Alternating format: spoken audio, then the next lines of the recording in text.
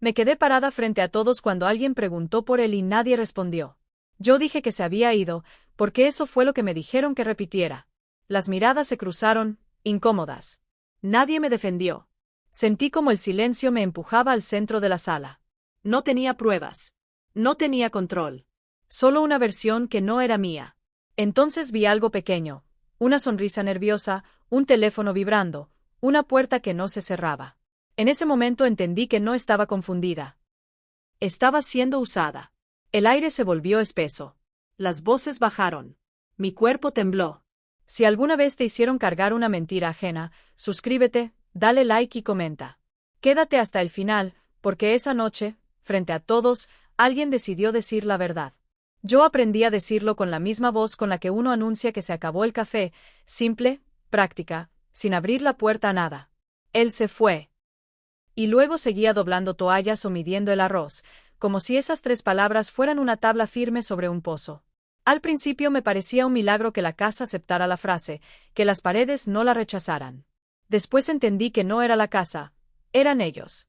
Mi hermana asentía sin mirar. Mi cuñado desviaba la conversación hacia el clima. Mi madre se ponía a acomodar servilletas que ya estaban acomodadas. Nadie preguntaba dónde, ni cuándo, ni por qué. Como si con evitar las preguntas pudiéramos conservar la forma de nuestra vida, esa estabilidad de muebles conocidos y horarios repetidos. Como si la verdad fuera un vaso que no se rompe mientras no lo toques. El primer cambio no fue grande. Fue el sonido. Antes, al amanecer, había un golpe seco en la cocina, la cucharita contra la taza, una sola vez, siempre igual. Él tenía esa manía de revolver el café con un gesto brusco, como impaciente hasta con el azúcar. El día que dejó de sonar, yo me quedé parada con la cafetera en la mano, escuchando el silencio como quien espera que un tren pase por un lugar donde siempre pasa. Me reí sola, con una risa corta, para no llorar. Se fue, me repetí, y el eco de mi propia voz me pareció demasiado claro, demasiado limpio, como si hubiera practicado frente al espejo. En la mesa quedaron cosas que nadie tocó. Una silla que nadie movía, porque moverla era admitir que ya no habría cuerpo ahí. Su vaso con una leve opacidad en el borde, esa marca de labios que no se veía pero que yo sabía. El control remoto sobre el brazo del sillón, puesto exactamente como lo dejaba él, con la batería gastada que yo había prometido cambiar. No lo cambié. Era una excusa mínima para conservar una conversación pendiente. Un pretexto sin dueño, pero mío. La rutina se acomodó con una facilidad sospechosa. Yo dejé de comprar su pan preferido y la lista del supermercado se hizo más corta, más barata, más silenciosa. En el armario, las camisas siguieron colgadas, como si su tela guardara la forma de sus hombros. Cada vez que abría la puerta, el olor a su loción vieja salía como una acusación suave, un recordatorio que no gritaba pero insistía. Cerraba rápido, con un movimiento casi culpable, como si alguien pudiera verme. A veces, en las noches, me despertaba con la sensación de que había una conversación ocurriendo en la sala. No voces claras. Más bien un murmullo mental, esa impresión de palabras detrás de una pared. Me levantaba despacio para no hacer ruido, aunque no había nadie a quien sorprender. En el pasillo, la oscuridad tenía temperatura. No era fría ni caliente, era densa. Me detenía frente a la puerta de la sala, con la mano sobre el marco, escuchando mi propia respiración. El reloj del comedor marcaba los segundos con un tic discreto, casi respetuoso, como si también cuidara no molestar. Yo regresaba a la cama y me repetía, para calmarme, él se fue. Lo decía en mi cabeza como un rezo, pero el rezo no traía paz, traía forma. Una forma que podía sostener. En las reuniones familiares, esa frase se volvió una contraseña. Alguien preguntaba, ¿y él? Y yo respondía, se fue y listo, se abría una puerta hacia otro tema. Mi madre se apresuraba a ofrecer más comida. Mi hermana hablaba de su trabajo. Yo sonreía con los labios apretados y servía más agua, como si el agua pudiera tapar el hueco. Había una delicadeza exagerada en ellos, una manera de tratar mi ausencia como una herida cubierta con gasas limpias, demasiado limpias. Y yo agradecía esa delicadeza. No por cariño, por estabilidad. Una tarde, mi vecina del frente, la señora Norma, me detuvo cuando yo sacaba la basura. Su casa siempre olía a suavizante, como si lavara ropa por deporte. Norma tenía esa mirada que parece amable hasta que te das cuenta de que nunca parpadea del todo. «Ay, hijita», dijo, y me tocó el antebrazo con dedos fríos, «ya hace rato que no lo veo». Yo sentí, por un instante, un impulso infantil de mentir con detalles, de inventar un destino para que la frase sonara real. Una ciudad, un trabajo, un viaje. Pero mi boca actuó sola. Se fue, dije, y levanté un poquito la bolsa de basura, como si fuera evidencia suficiente. Norma inclinó la cabeza. Qué raro, murmuró, pero no insistió. Sonrió, y su sonrisa no llegó a los ojos. En ese momento sentí algo que no era culpa, ni tristeza. Era una leve irritación, como cuando alguien pisa tu sombra. Esa misma noche, encontré el cajón de la cocina desordenado. No era un caos, no. Era un desorden preciso. La tijera estaba unos centímetros más a la derecha, el encendedor había girado, el manojo de ligas estaba abierto como una flor seca. Yo conocía ese cajón como se conoce una cicatriz. Me quedé mirándolo, con el corazón golpeando lento. Nadie había entrado. Yo no lo había tocado. Y sin embargo ahí estaba, como si una mano ajena hubiera buscado algo sin querer dejar rastro, pero no supiera cómo funciona mi memoria. Me obligué a pensar en lo obvio. Quizá yo misma, distraída. Quizá en la mañana, cuando hice el café. Me repetí se fue como si eso explicara un cajón que se movió solo. Pero la casa, de pronto, me pareció un cuerpo que respiraba sin mi permiso. Empecé a notar microcambios que antes no veía o que mi mente había decidido ignorar. La puerta del patio, que siempre quedaba bien cerrada, a veces amanecía con el seguro girado a medias. El marco de la ventana del baño tenía una línea de polvo interrumpida, como si alguien hubiera pasado el dedo. El espejo del pasillo, ese que yo limpiaba con obsesión desde que me quedé sola, tenía una marca mínima, una huella que no era mía, no era el trazo redondo de mi mano con crema. Era un borde largo, como de nudillo. Yo lo limpié, pero mientras lo hacía sentí una vergüenza absurda, como si estuviera borrando una prueba frente a un juez invisible. Mi hermana llamó un domingo, temprano, con una energía forzada. Mamá dice que ¿por qué no vienes a comer? Dijo mamá como quien dice la autoridad. Yo miré la sala, la silla vacía, el control remoto inútil, y pensé que ir significaba responder preguntas aunque nadie las formulara. No puedo, dije. Tengo cosas. ¿Qué cosas? Cosas que no tenía. Cosas que me protegían. Mi hermana guardó silencio un segundo más de lo normal. Bueno, respondió, y yo imaginé su mirada de lado, esa mirada que heredó de mi padre, una mezcla de pena y cálculo. Quiet. Colgo. Y por primera vez, después de cortar, yo sentí que alguien me había dejado una puerta abierta sin avisar. Por la tarde, mientras lavaba platos, el agua caliente me quemó un poco la muñeca y esa incomodidad física me aterrizó. Pensé, estoy exagerando. Me estoy inventando cosas para llenar el hueco. Una ausencia, cuando se acepta, se vuelve adictiva. Uno la mira, la acaricia, la mide. Uno empieza a construirle muebles. Yo no quería construirle nada. Yo quería una explicación simple que no se derrumbara. Esa noche, sin embargo, escuché un golpe suave en la sala. No fuerte. Un sonido como de madera tocando madera. Me quedé quieta en la cama, con los ojos abiertos. El reloj del comedor seguía con su tic. Luego otro golpe, más cerca del pasillo. Yo me levanté despacio, con los pies descalzos sobre el piso frío. El pasillo parecía más largo, como si la oscuridad lo estirara. Pasé junto al espejo ya limpio y me vi apenas. Una silueta con el cabello revuelto, una boca apretada, ojos que no parecían míos, ojos de alguien que está aprendiendo a mentirle a su propia casa. Entré a la sala. No había nada. El control remoto seguía en el mismo lugar, como burlándose. La cortina se movía levemente, pero afuera no había viento.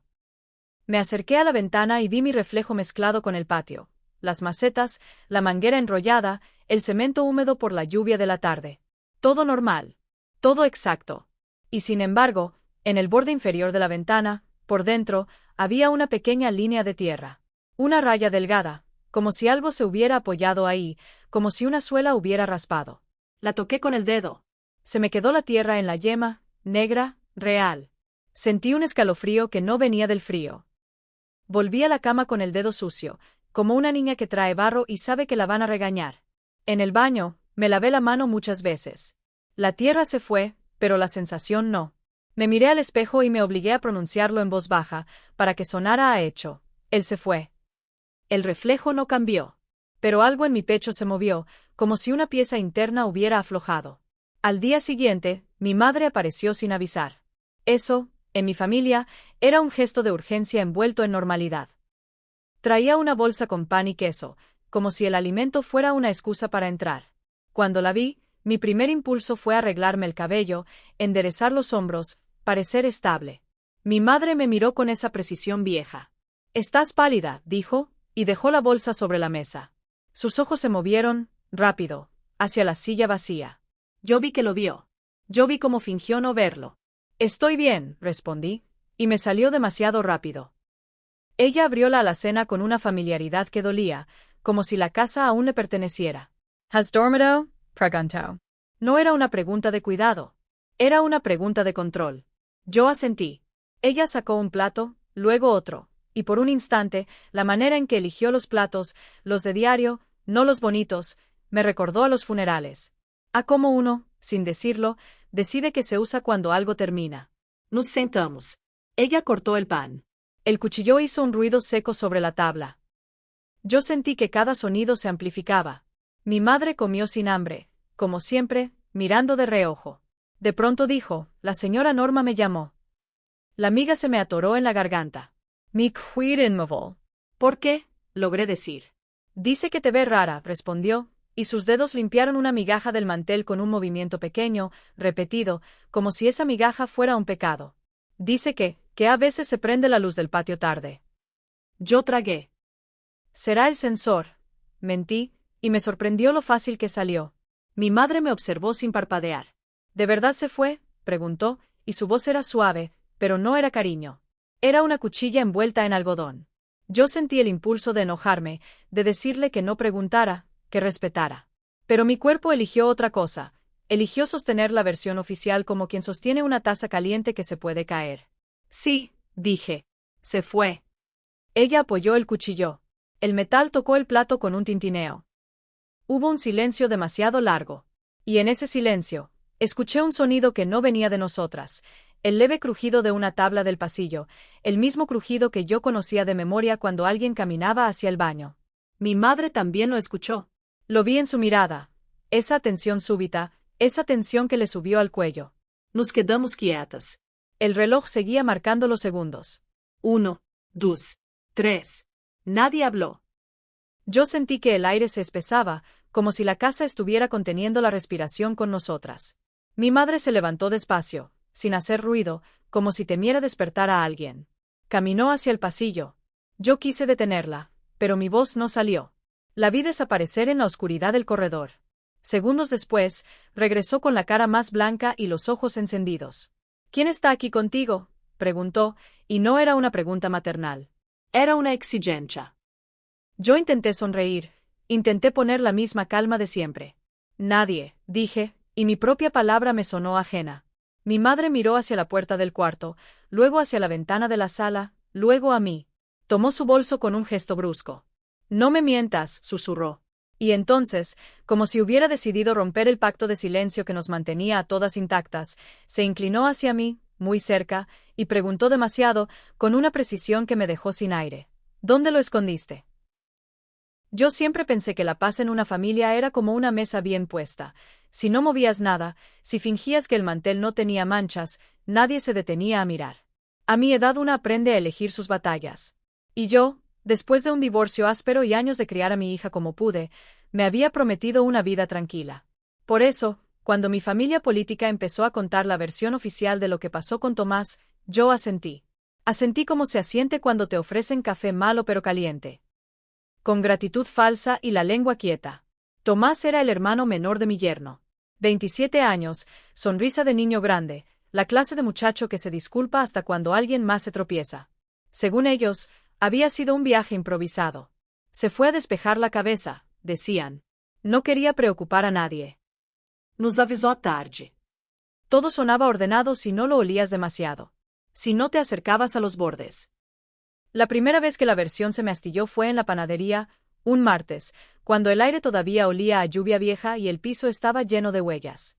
Yo iba con la lista en la mano, pensando en cosas pequeñas, cuando me encontré al vecino de la esquina, don Eusebio, el que barre la banqueta como si fuera su sala.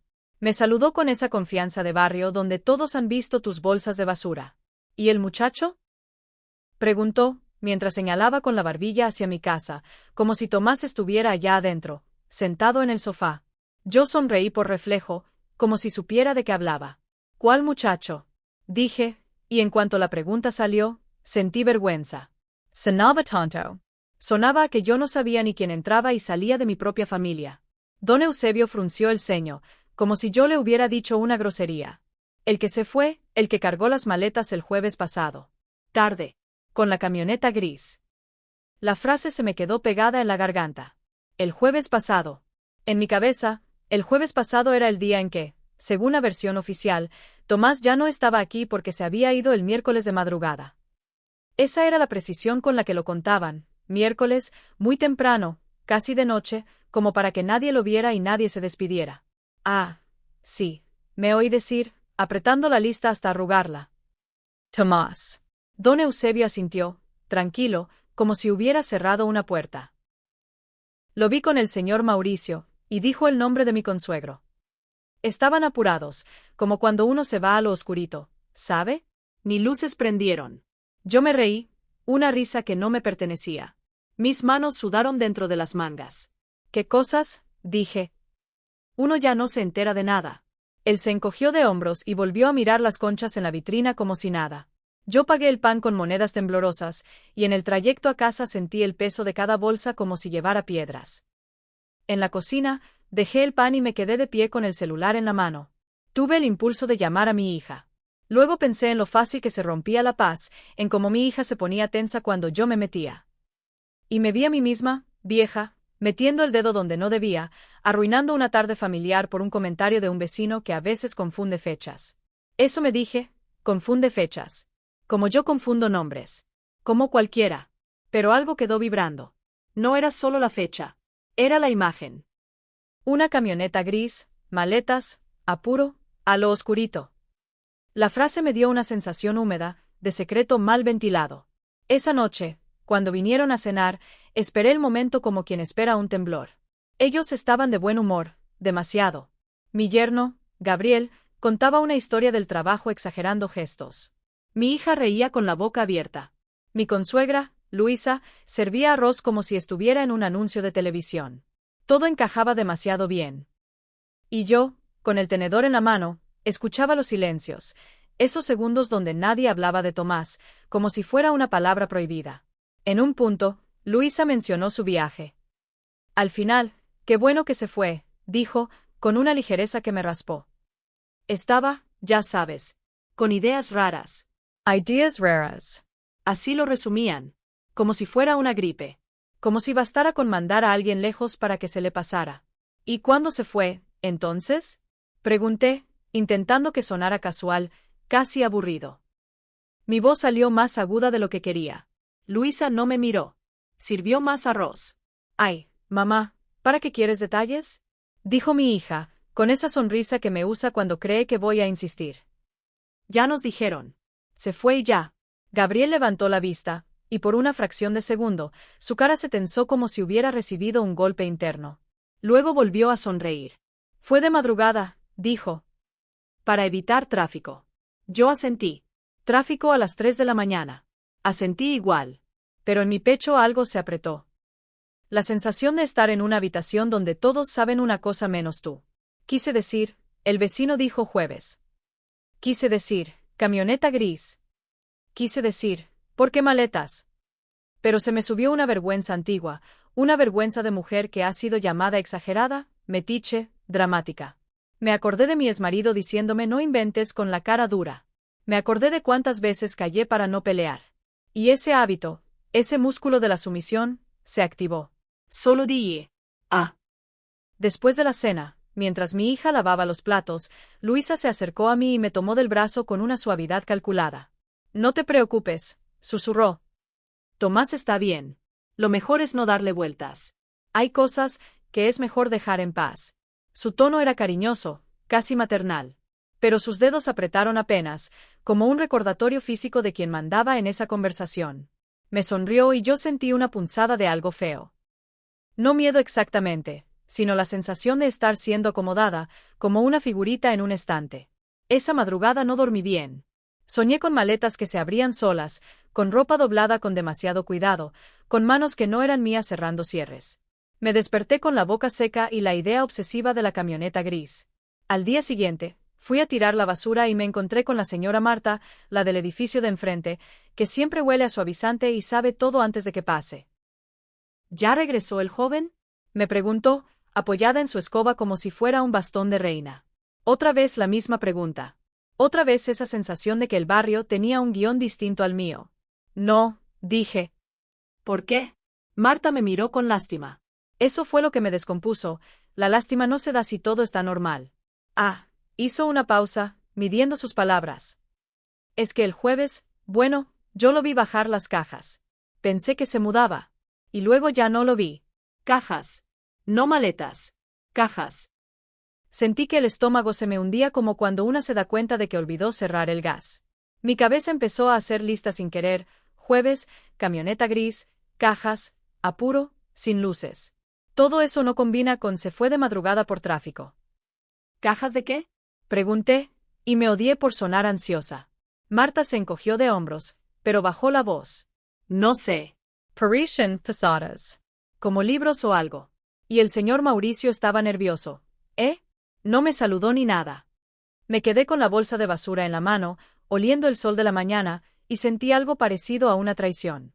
No de ellos hacia mí solamente, sino de mi cuerpo hacia mi mente, porque mi cuerpo ya lo sabía, lo estaba sintiendo desde el principio, y mi mente seguía buscando excusas para no romper la mesa.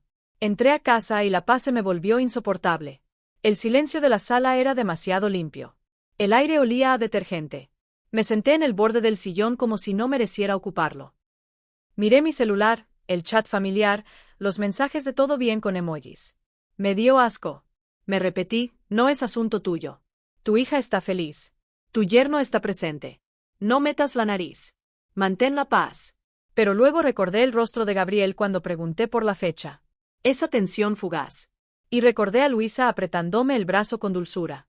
Y la palabra ideas raras como una etiqueta puesta sobre la boca de Tomás. No quería pensar en eso, pero pensé. Cuando alguien quiere que no preguntes, es porque la pregunta duele. La manipulación no llegó como amenaza directa. Llegó en frases suaves. Ese día, mi hija me llamó. Mamá, te noto rara, dijo. No empieces con tus cosas. Ya estamos bien. Por favor. Tus cosas. Como si mis sospechas fueran una enfermedad crónica, un vicio. Me quedé callada unos segundos, intentando respirar normal. Estoy bien, mentí. Solo, dormí mal. Pues duérmete, dijo ella, y se rió nerviosa. No inventes historias, ¿sí?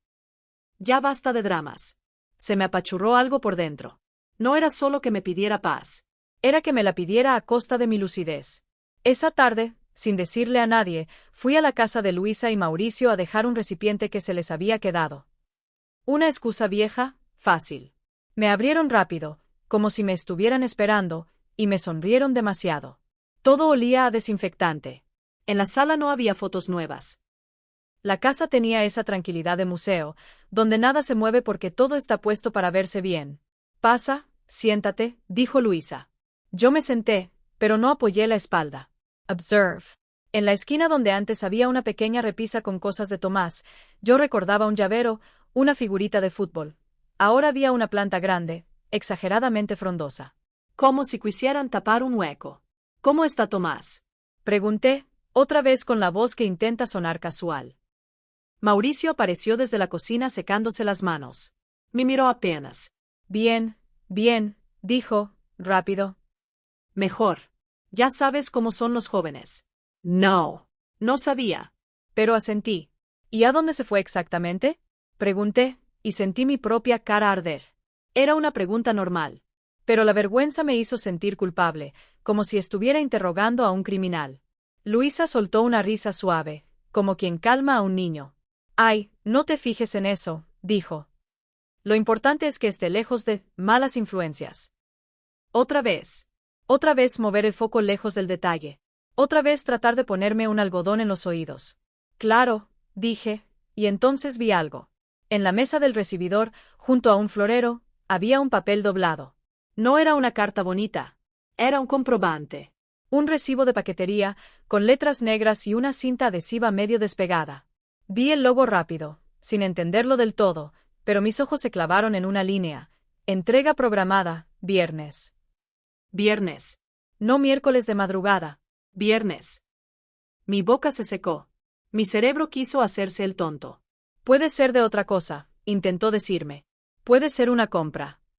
Pero vi otro detalle, pequeño y mortal, el nombre del remitente.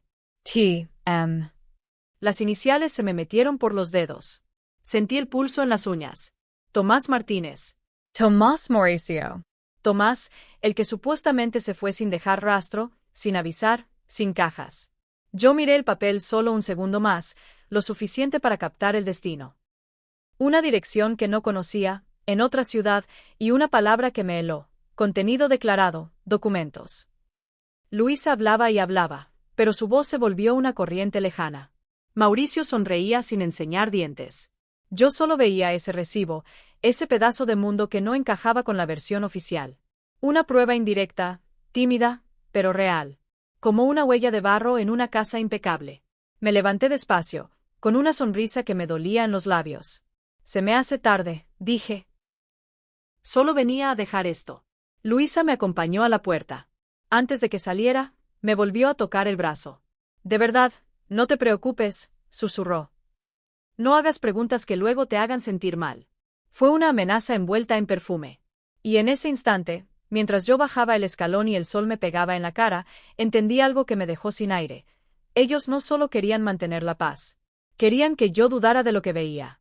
Querían que mi vergüenza hiciera el trabajo sucio por ellos.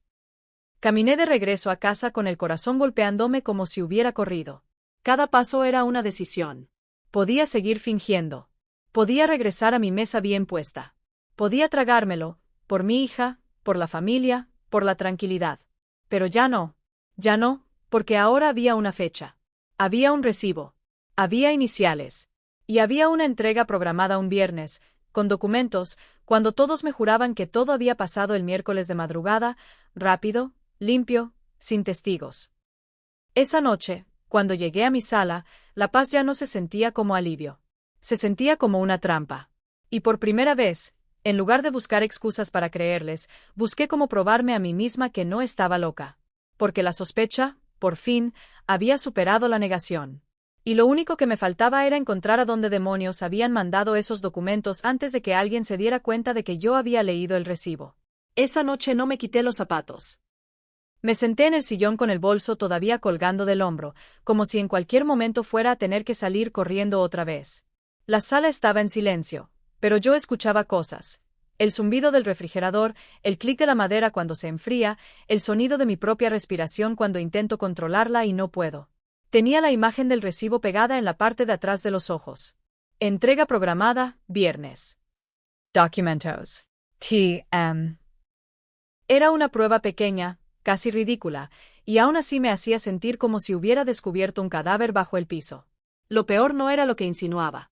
Lo peor era lo rápido que mi cabeza empezó a reordenar el pasado para que encajara. Como cuando una de pronto se acuerda de una frase que sonó rara meses atrás y, con la información nueva, se vuelve claramente una amenaza. Yo había repetido su versión. A mi hermana, cuando me preguntó por Tomás, le dije se fue de madrugada. A la vecina del segundo, cuando comentó que había visto movimiento extraño, le dije son ideas tuyas, seguro era otra cosa. Hasta al propio don Eusebio le sonreí y le dije uno ya no se entera de nada, como si yo también fuera parte del chiste. Me di cuenta de eso con una vergüenza física. Sentí calor en el cuello, un ardor en la cara, como si alguien me estuviera apuntando con una lámpara. Había sido vocera de una mentira que ni siquiera entendía. Me levanté y fui a la cocina a servirme agua. El vaso tembló un poco contra el grifo. Abrí el cajón y choqué con las cucharas, metal contra metal, un ruido pequeño que me sobresaltó como si alguien hubiera entrado. Me quedé quieta, con el agua corriendo, hasta que el sonido se volvió insoportable y lo cerré. El vaso sabía a cloro. Me obliga a tragar. La garganta no quería. No podía ir directo a mi hija. Lo supe en cuanto vi su nombre en mi pantalla, en la lista de llamadas recientes. El día anterior me había dicho no inventes historias. Yo, la madre. Yo, la que supuestamente ve peligro donde no hay. Si la enfrentaba sin algo más sólido, Me iba a mirar con esa mezcla de cansancio y vergüenza ajena que usa cuando quiere que yo me calle. Y si me callaba otra vez, ya no iba a poder mirarme al espejo. Así que hice lo que no hago nunca, me metí en la vida de los otros con paciencia, con método. Me senté en la mesa y abrí la aplicación del banco para revisar mis movimientos, como si eso tuviera sentido. Luego me di cuenta de que estaba buscando una distracción. Cerré todo.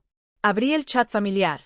Leí hacia atrás, con el pulgar lento, como quien revisa mensajes de un muerto. Tomás está bien. No lo abrumen.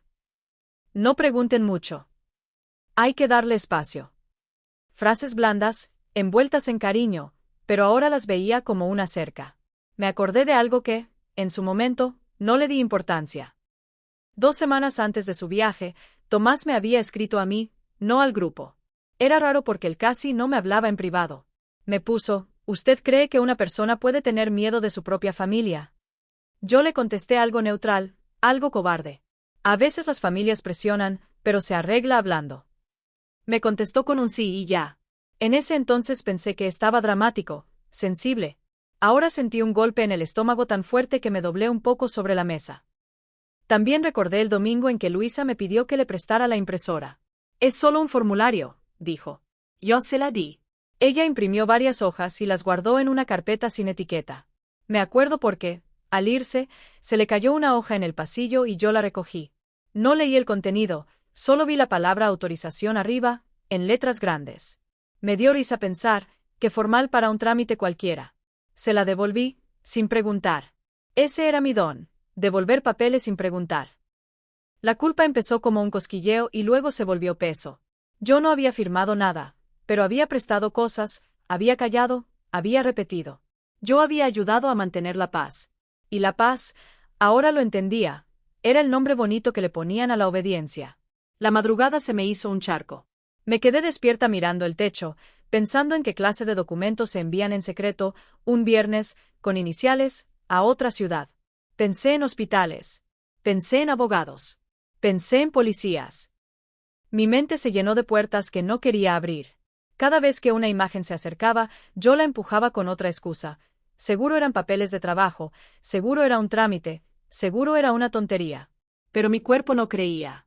Me dolían las manos como si hubiera apretado algo durante horas. Me dolían los dientes de tanto mantener la mandíbula cerrada.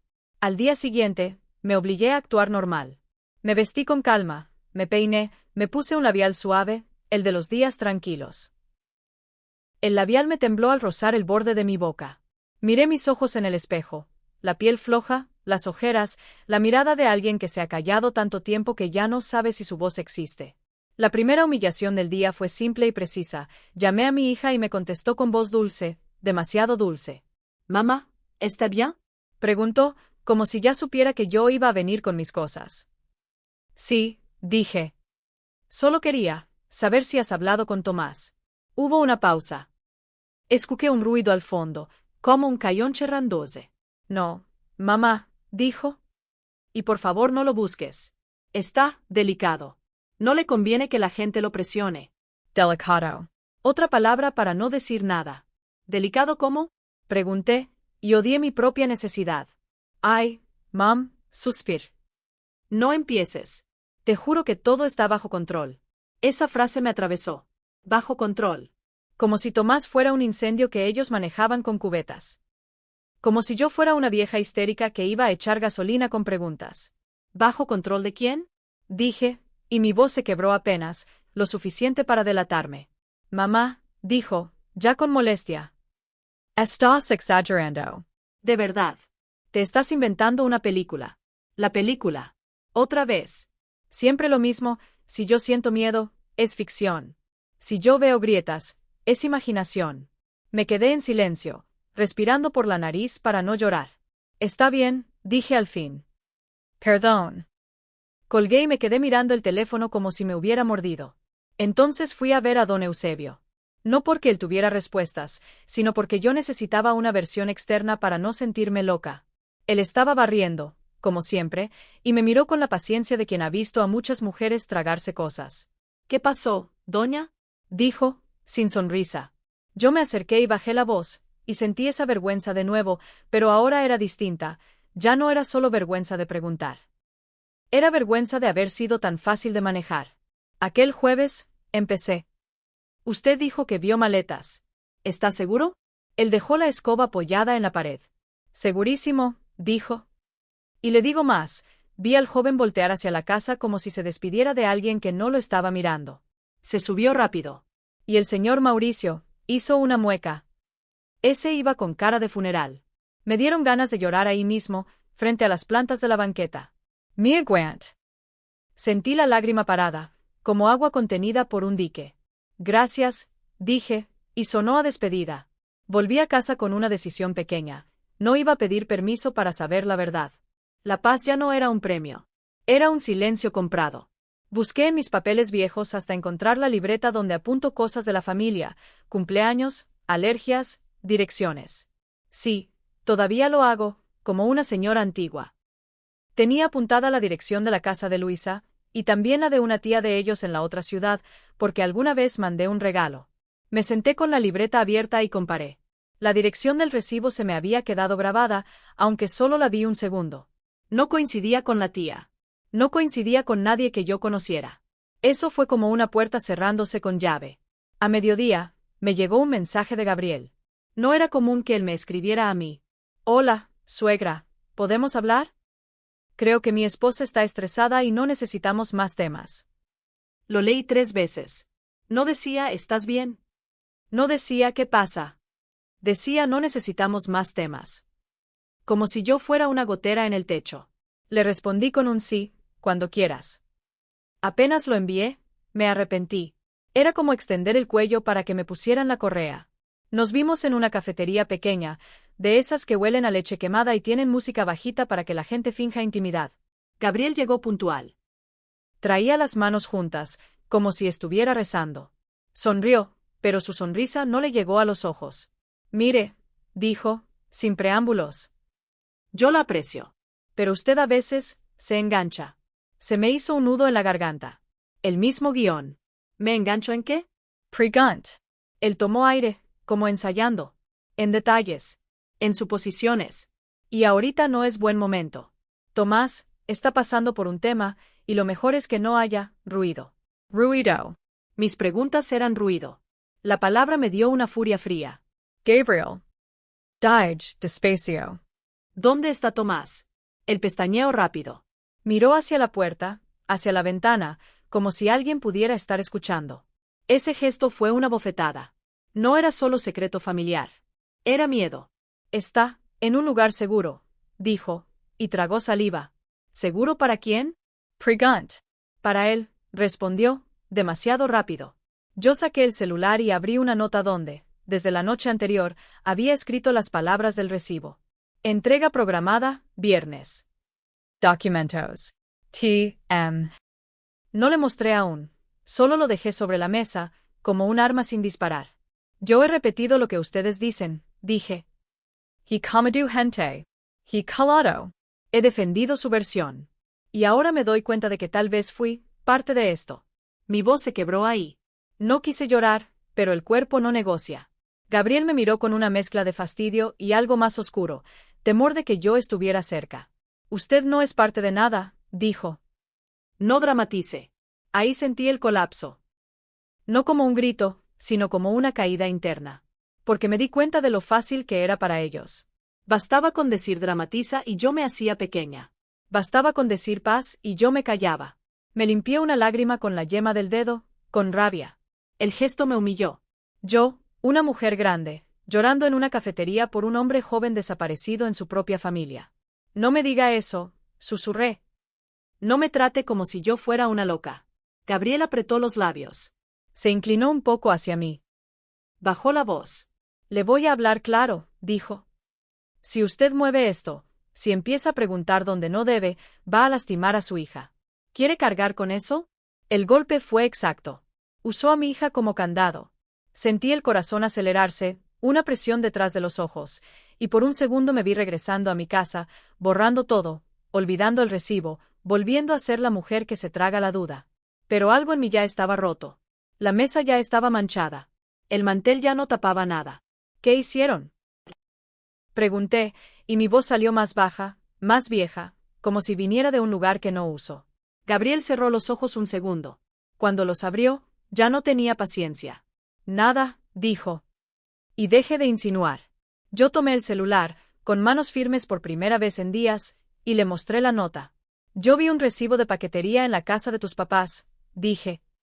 Con las iniciales de Tomás. Con entrega programada un viernes. No un miércoles. Con documentos enviados a una dirección que nadie menciona.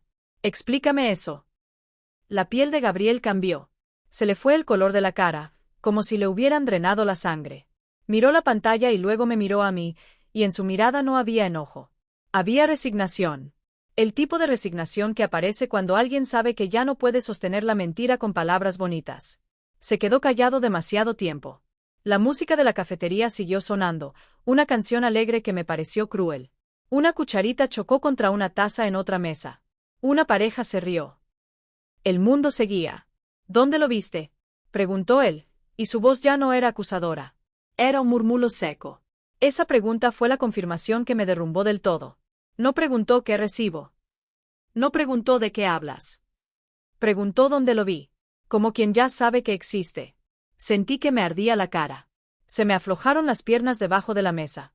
Quise gritarle, pegarle, levantarme y salir, pero me quedé inmóvil, atrapada en una calma pesada que me dio miedo de mí misma. Entonces sí. Gigi, apenas audible.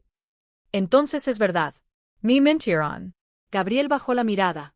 Su mano buscó la taza de café y la soltó sin tomarla, como si no pudiera sostener nada. Usted no entiende, murmuró. Entiendo lo suficiente, dije, y mi voz ya no temblaba. Entiendo que yo ayudé a repetirlo. En ese momento mi teléfono vibró con un mensaje nuevo. Era de Luisa. Solo una frase. ¿Ya hablaste con Gabriel? No hagas más preguntas, por favor. La leí y sentí una claridad helada, como si me hubieran arrojado agua fría en el pecho. Ellos estaban coordinados. Ellos sabían. La mentira era compartida, como un pacto. Gabriel levantó la vista y, sin decirlo, me lo confirmó con los ojos. Sí, había un engaño. Sí, yo había sido útil sin querer. Sí, mi hija estaba dentro. Y en ese instante, mientras el dolor me apretaba hasta casi no dejarme respirar, algo más se encendió, más primitivo, supervivencia. Porque ya no se trataba de qué pasó con Tomás solamente. Se trataba de mí, de mi hija, de lo que estaban dispuestos a hacer para mantener esa paz artificial. Y cuando Gabriel, con la voz rota, soltó por fin lo que llevaba atorado, yo supe que ya no había vuelta atrás. No se fue, dijo, casi sin sonido. A Tomás, lo sacaron. Y fue mi suegro quien arregló todo. Cuando Gabriel dijo no se fue, sentí que algo en mí se quedó quieto. No fue calma bonita, fue ese silencio interior que aparece antes de un golpe. Me quedé mirándolo con la cara inmóvil, como si mi cuerpo hubiera entendido que, si me derrumbaba ahí, en esa cafetería con cucharitas y risas ajenas, no iba a poder volver a levantarme. Tomé aire por la nariz, lento, y me obligué a mantener los ojos secos. Era ridículo, pero en ese momento mi dignidad se sostenía en no llorar enfrente de él. ¿Sacar cómo?, pregunté, y mi voz salió más grave, más vieja. Como si no fuera yo. Gabriel miró hacia la calle, donde la gente caminaba con bolsas y prisa, y por un segundo lo vi como un hombre asustado, no como mi yerno. Su miedo me dio más claridad que cualquier explicación. Mi suegro, empezó, y tragó saliva. Lo metieron en un lugar, para que se calmara, para que no hablara, para que no hiciera un escándalo. La palabra escándalo me cayó como un insulto. Escándalo. El escándalo era siempre lo que otros hacían cuando se negaban a ser controlados. Me ardieron las manos encima de la mesa. No dije nada. No porque no tuviera que decir, sino porque si abría la boca, iba a salir algo que ya no podía guardar. Me fui de ahí con pasos tranquilos, demasiado tranquilos. Crucé la calle con el semáforo en rojo y una bocina me gritó desde un carro. Ni siquiera volteé. En mi cabeza solo había una idea. Ya no iba a pedir permiso. Ya no iba a suplicar migajas de verdad. Si ellos podían organizar una mentira, yo podía organizar una escena. Esa misma tarde mi hija me escribió. Mamá, por favor, no lo compliques. Hay cena el sábado con la familia. Ven, y hablamos con calma. Ese con calma era un sedante. Un intento de devolverme al sillón. Y lo peor fue que una parte de mí quiso aceptar, quiso creer que en una mesa, con copas y pan caliente, Todo se podía resolver como en las películas. Luego pensé en Tomás metido en un lugar y sentí náusea. Contesté, voy. No dije más. Pero en mi cabeza ya estaba la preparación, como quien afila una llave en secreto. El sábado me levanté temprano. Limpié la casa con una energía que no era doméstica, era militar. Barrí sin ver el polvo. Lavé trastes que ya estaban limpios. Ordené el cajón de las servilletas como si el mundo dependiera de eso. En realidad estaba ordenando mi respiración. La mente busca tareas pequeñas cuando se aproxima a algo grande. Me vestí con un conjunto oscuro, sobrio, sin flores ni colores suaves. Me peiné con cuidado, recogiendo el cabello para que no me estorbara, como si fuera a trabajar, no a cenar con familia. Me miré al espejo y me dije una frase seca, no te van a tratar como loca hoy. La repetí hasta que sonó más verdadera. Antes de salir, guardé en mi bolsa una hoja doblada con lo que había visto en el recibo, escrito a mano. También guardé mi cargador. También guardé una libreta. Sentí lo absurdo de llevar una libreta a una cena familiar y, al mismo tiempo, me sentí más segura por eso. Como si el papel me protegiera. La cena era en un salón pequeño que rentaban para reuniones, esos lugares donde el aire siempre huele a comida recalentada y a desinfectante. Había globos discretos porque celebraban el cumpleaños de un primo.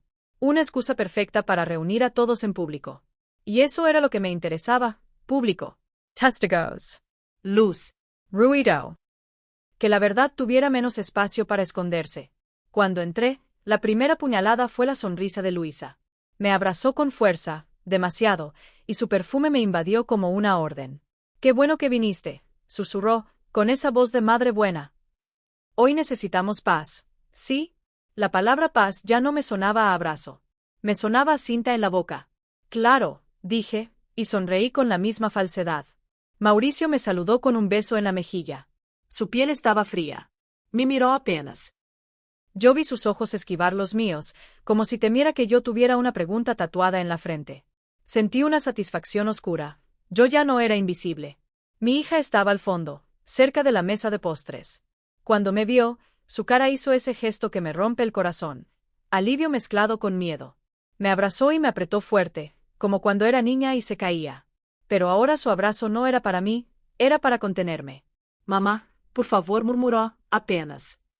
«No hoy». Yo le acaricié el cabello como cuando la tranquilizaba de pequeña. Me dolió que todavía creyera que yo era la que hacía daño. Hoy, precisamente, le dije al oído. Hoy vamos a dejar de fingir. Ella se separó y me miró con los ojos brillosos. Iba a decir algo, pero Gabriel apareció detrás de ella, como si estuviera vigilando sus movimientos. Me dio un beso en la mejilla y me susurró. «No la lastimes». No dijo «no lastimes a Tomás». No dijo «no lastimes a mi suegro». Me dijo «no la lastimes a mi hija», como si la verdad fuera un cuchillo que yo blandía por capricho. Treg saliva. Me sentí humillada en silencio. Yo era el peligro, según ellos. Me senté en una mesa lateral, desde donde podía ver todo. La familia se movía con esa coreografía de siempre. Risas, platos, comentarios sobre el tráfico, chistes viejos. Pero ahora cada gesto me parecía ensayado. Cada vez que alguien decía el nombre de Tomás, lo decían rápido y luego cambiaban de tema. Como si el nombre fuera un vaso frágil que podía romperse en sus manos. Pasó una hora. Yo escuché con paciencia, esperando la grieta. La grieta llegó en forma de alguien que yo no esperaba. La prima Alejandra, una muchacha que casi no veo, siempre callada en las reuniones, siempre mirando el celular. Se sentó a mi lado sin saludar demasiado. Tenía ojeras, como yo. Me ofreció una servilleta y, al hacerlo, dejó caer un papelito doblado en mi regazo como si fuera accidental. Mi corazón se aceleró. No lo abrí de inmediato. Lo guardé en mi bolsa con un movimiento lento, fingiendo que no había pasado nada. Sentí la mirada de Alejandra sobre mí, fija, como un hilo tenso. Luego se levantó y se fue al baño. Esa fue la alianza, silenciosa, sin palabras. Una aliada inesperada. El segundo giro vino de otro lugar, don Eusebio. Yo no lo había invitado, obviamente. Pero apareció en la puerta del salón, con su camisa limpia y su cara de barrio. Mi quid congelada. Él no era familia. Su presencia era un error en el guión. Entró con una bandeja de pan dulce, como si trajera un regalo. Se acercó a la mesa principal, saludó a alguien que yo no alcancé a ver, y luego, con naturalidad, se acercó a mí. Me dijeron que aquí estaban, dijo en voz baja. Y yo no me quedé a gusto. Mi garganta se cerró. Lo miré, sin entender. ¿Quién le dijo? Pregant. Él hizo un gesto con la mano, como quitándole importancia. La muchacha del edificio, la que siempre barre. Me dijo que usted andaba preocupada. Y mire, se inclinó hacia mí. Yo vi algo más ese jueves. No se lo dije porque pensé que no me iba a creer. Sentí un frío recorrerme la espalda. ¿Qué vio? Sí, sir. Vi al joven. Tomás, ¿verdad? Dijo. Traía la cara golpeada. Me quedé sin aire. El salón siguió sonando, la música, las carcajadas, los cubiertos. Pero yo ya no estaba ahí. Mi mente se fue a un lugar oscuro y estrecho. ¿Cómo? ¿Golpeada? Logré decir.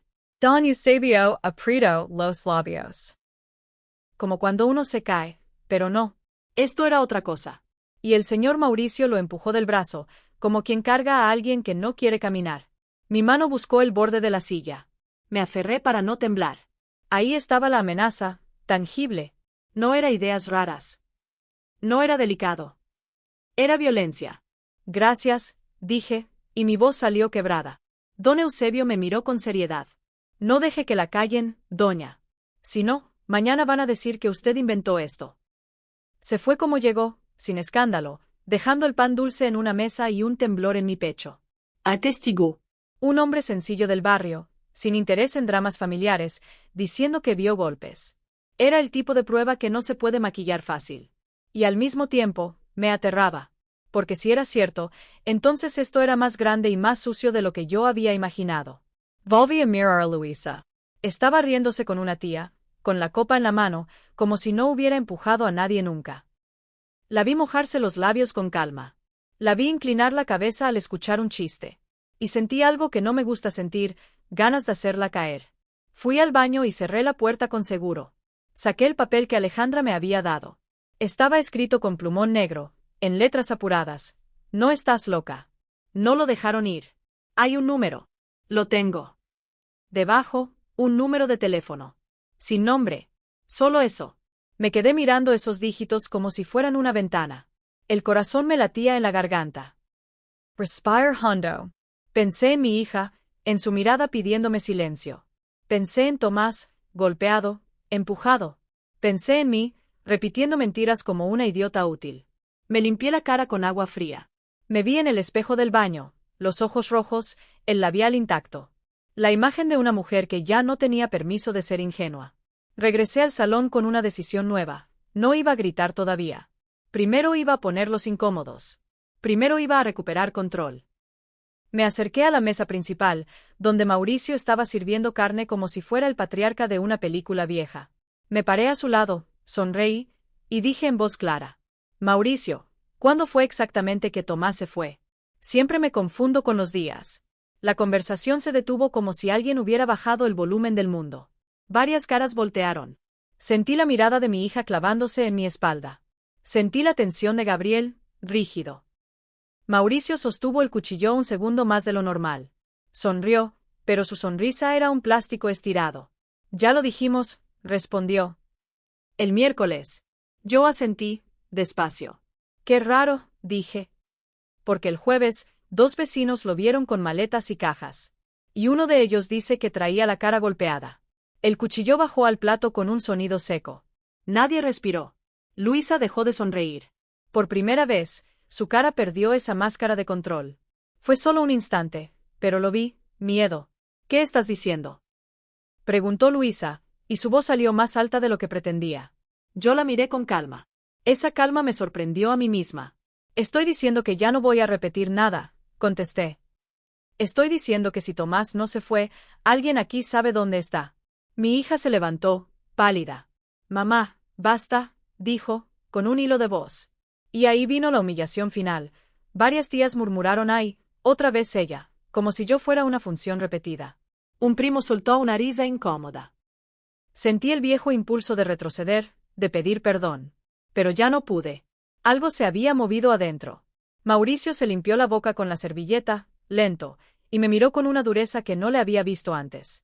Estás armando un espectáculo, dijo. Te estás metiendo donde no entiendes.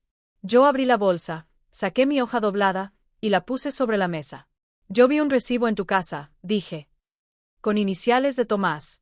Con entrega programada un viernes. Con documentos enviados a una dirección que nadie menciona. Y ya hablé con Gabriel. Gabriel bajó la mirada. Ese gesto fue otro golpe. Confirmaba sin palabras. Luisa se quedó inmóvil. Sus dedos apretaron la copa hasta que pensé que se iba a romper. No tienes derecho, susurró ella. Y entonces, desde el lado opuesto de la mesa, se escuchó una voz que nadie esperaba. Una voz joven, temblorosa, pero firme. Sí tiene, dijo Alejandra. Todos voltearon hacia ella. La prima callada estaba de pie, con el celular en la mano, como si acabara de decidir algo irreversible. Sus labios temblaban, pero sus ojos no. Ya estuvo, dijo, con la voz quebrada. Yo sé dónde lo tuvieron. Y alguien aquí va a hablar. Porque si no, hablo yo.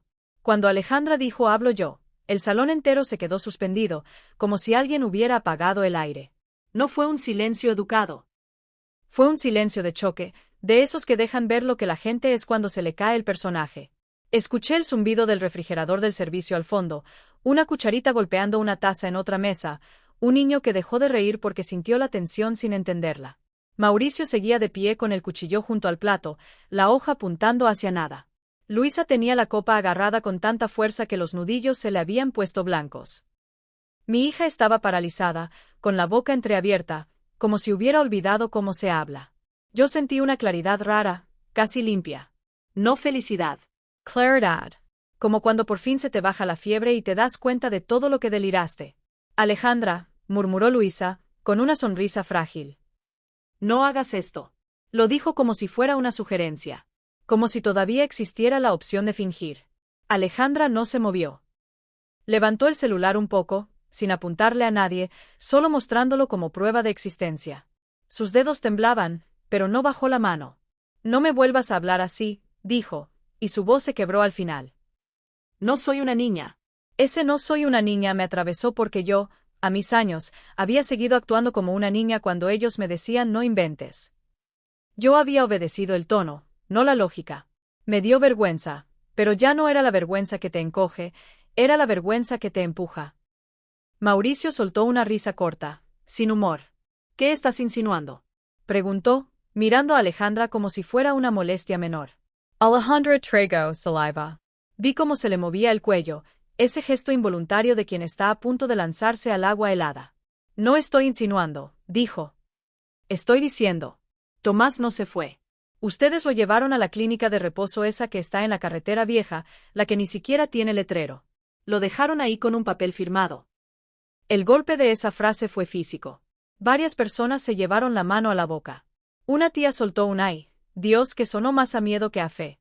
Mi hija me miró como si hubiera recibido un puñetazo en el pecho. Y yo, por dentro, sentí una rabia que me enderezó la espalda. Luisa abrió la boca, pero no salió nada. Sus ojos buscaron los de Mauricio, pidiendo instrucciones. Eso es mentira, dijo Mauricio por fin, pero su voz ya no era segura. Era la voz de alguien que no esperaba resistencia. Alejandra apretó el celular, como si le diera fuerza.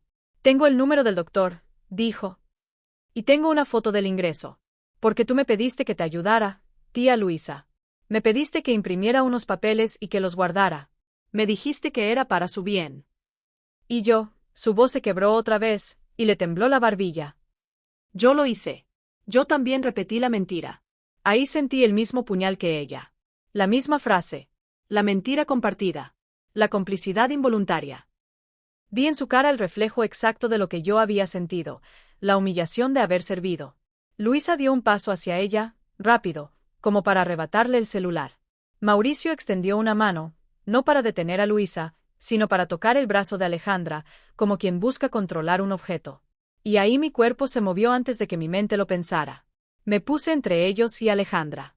No con dramatismo, solo con la presencia de una mujer que ya no iba a apartarse. No la toques, dije. Mi voz sonó sorprendentemente firme.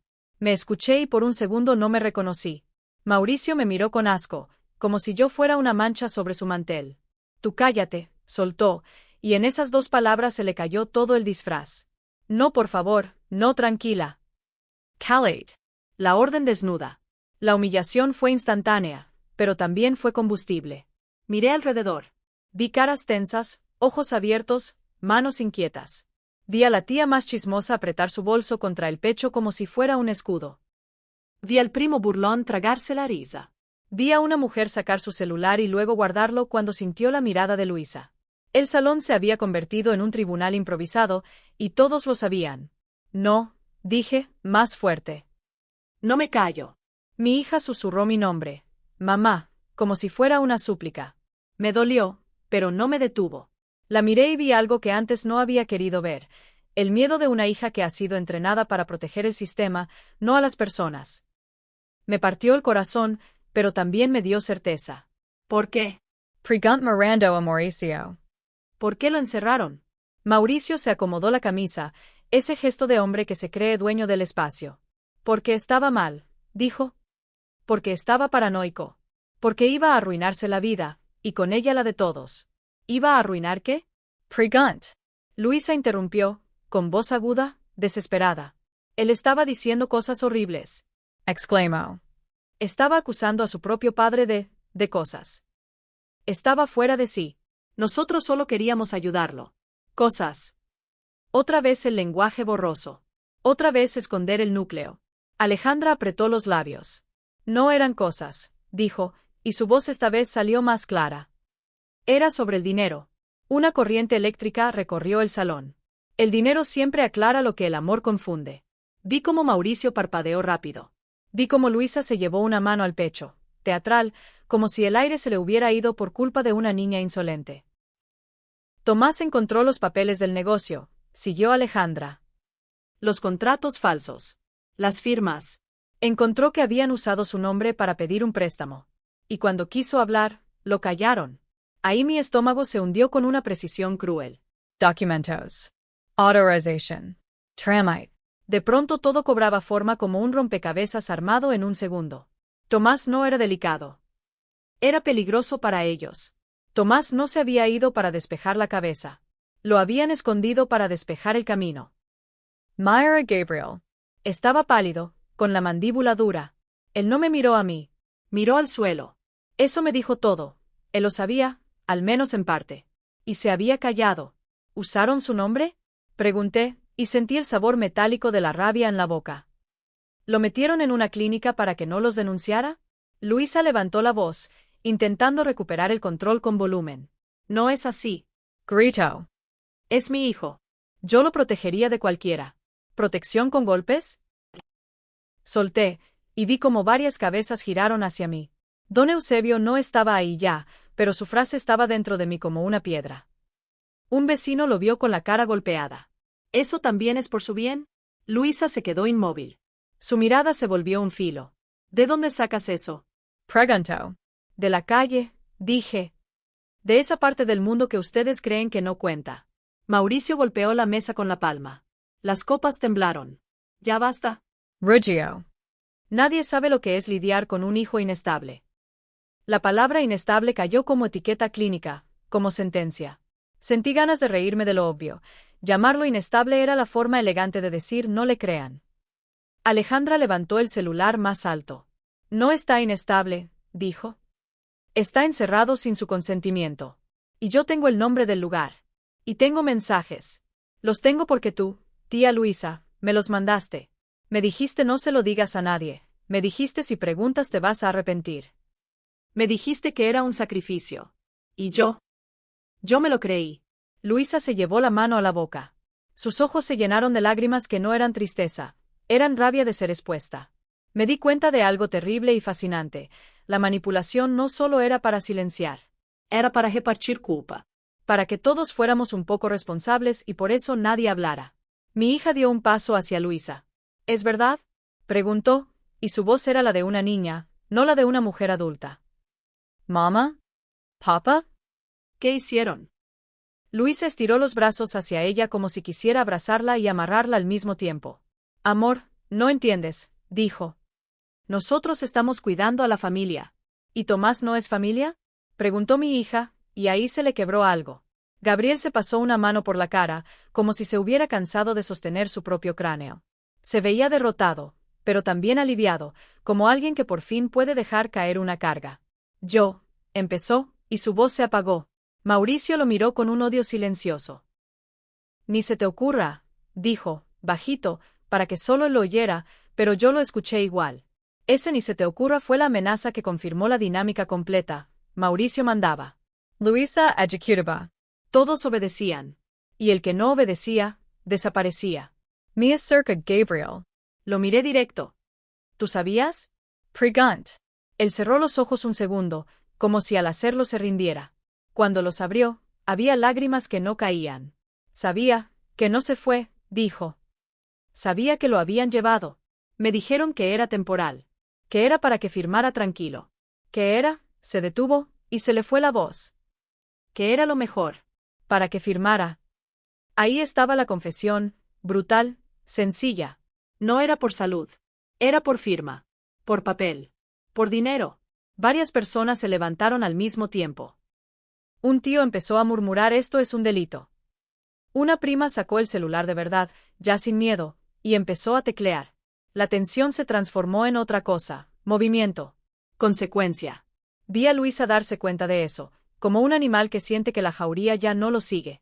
Nadie va a llamar a nadie. Gritó Mauricio, y su voz resonó en el salón como un golpe.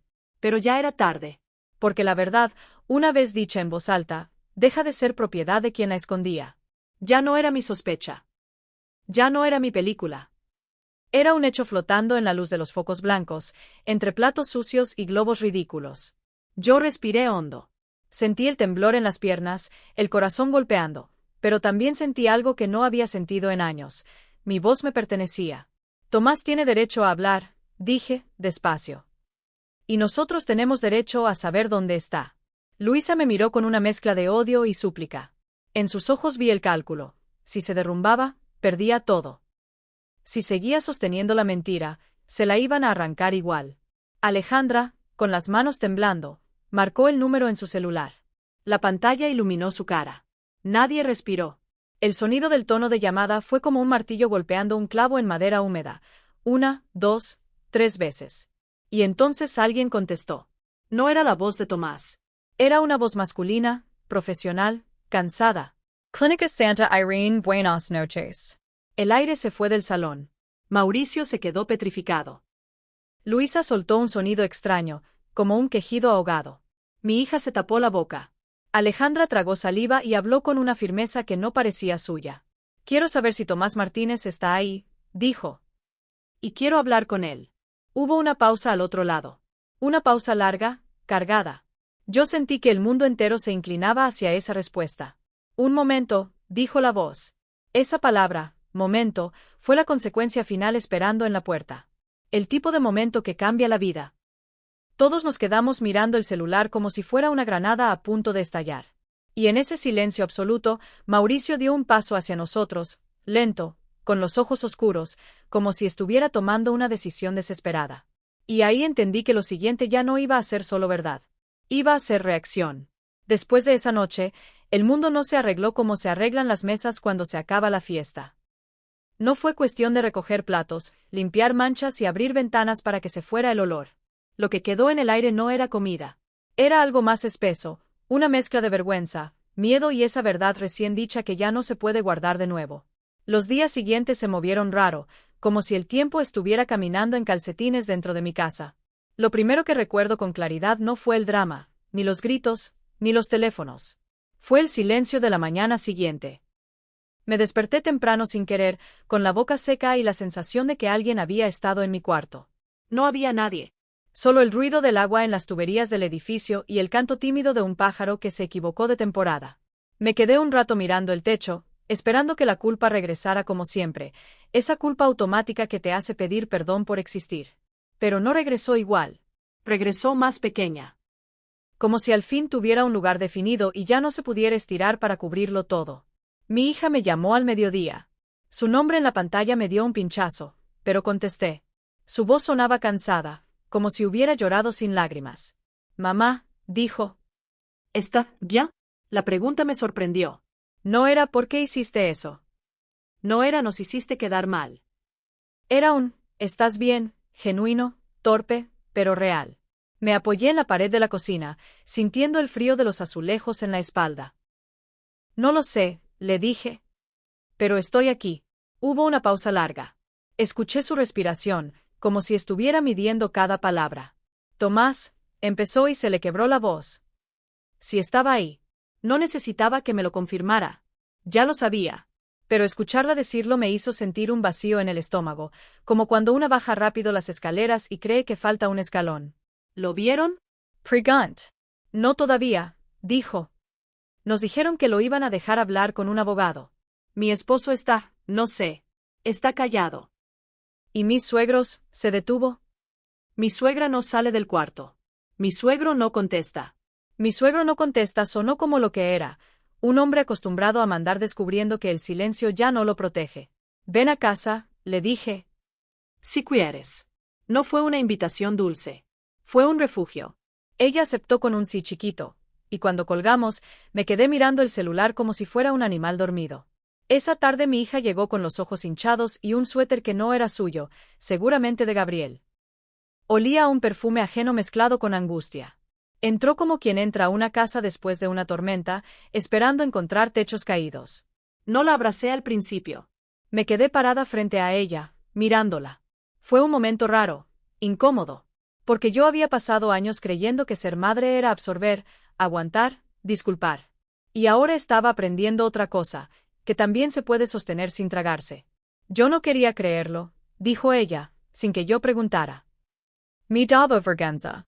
Mi daba. Hizo un gesto con las manos, como si algo le apretara el pecho.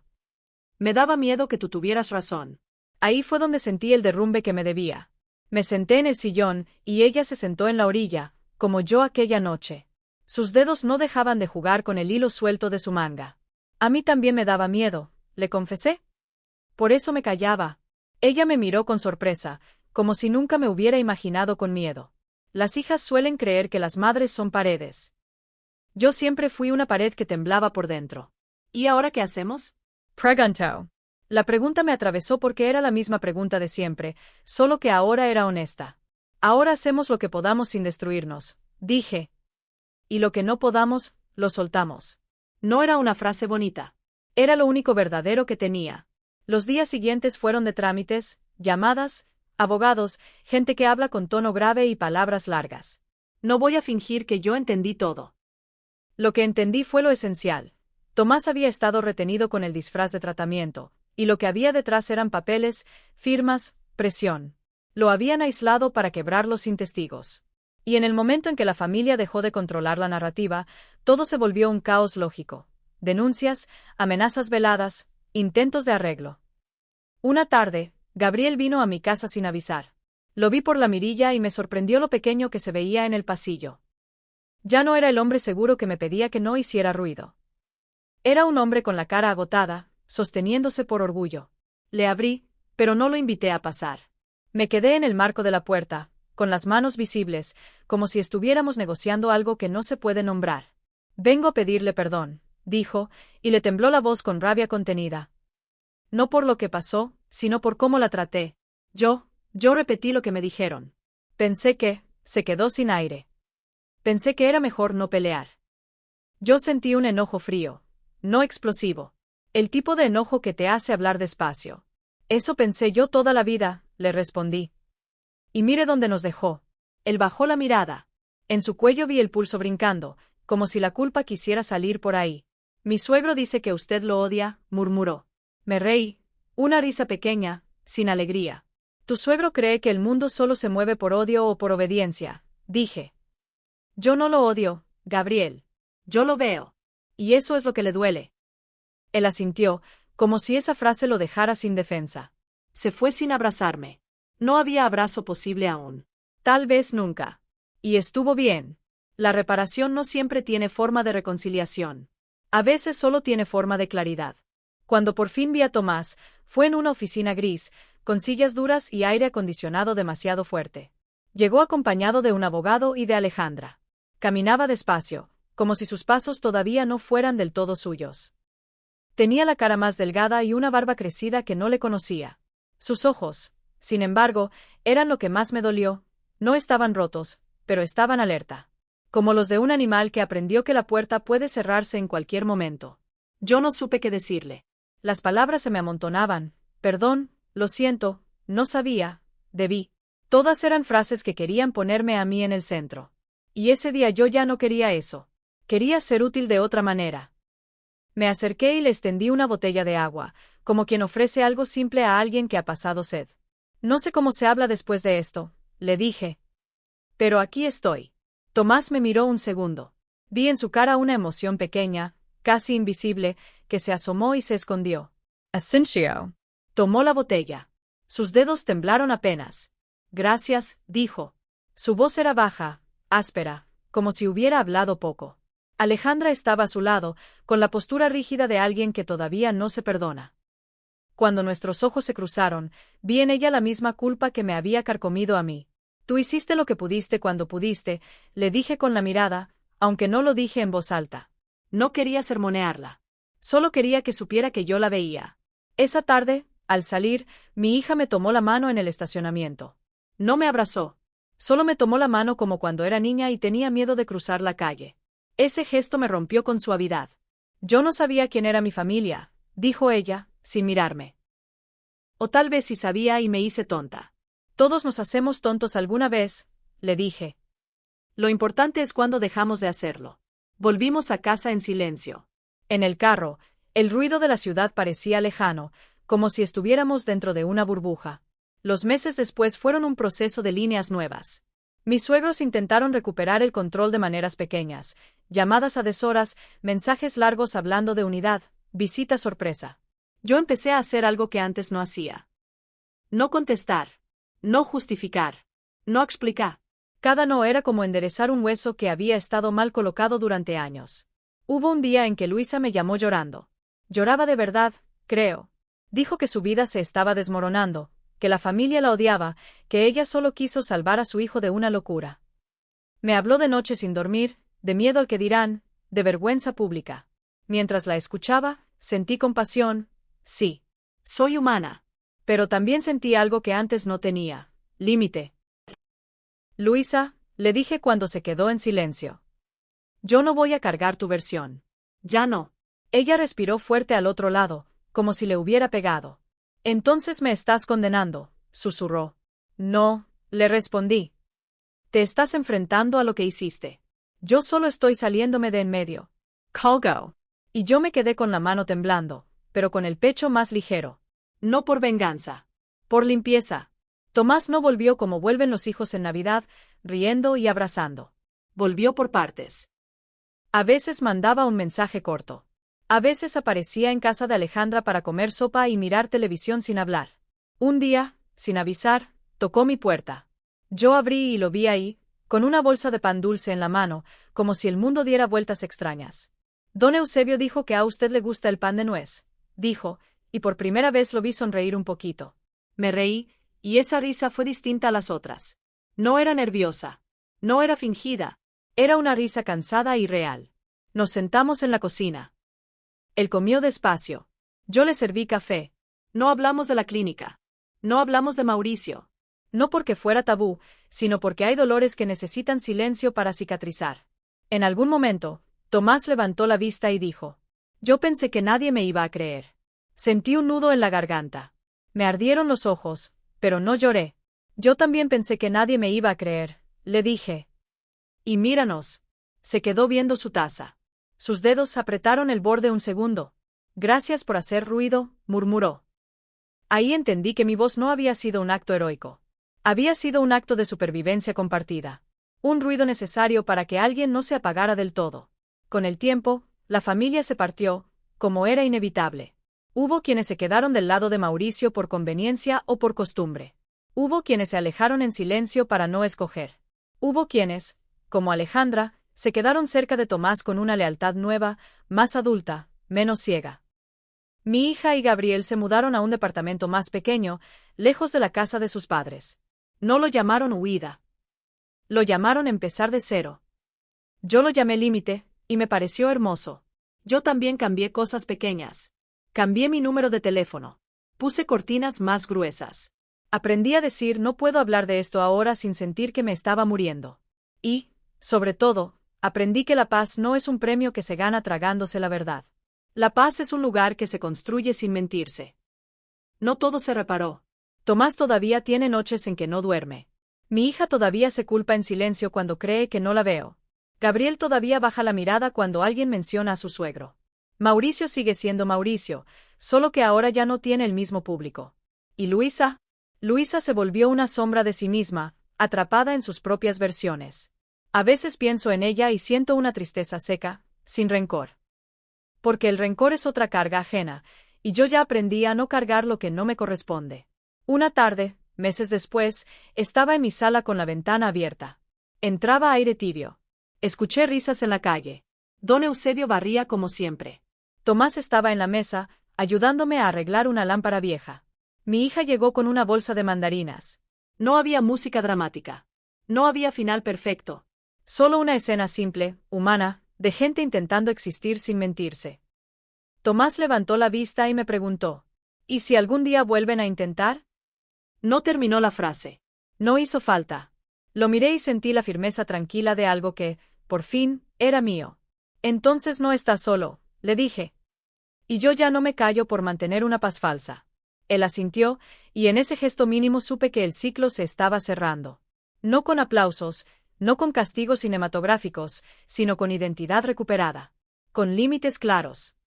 Con la certeza íntima de que las verdades ajenas no se cargan como si fueran propias. Y que el silencio, cuando se rompe a tiempo, puede volverse el inicio de algo que sí merece llamarse hogar.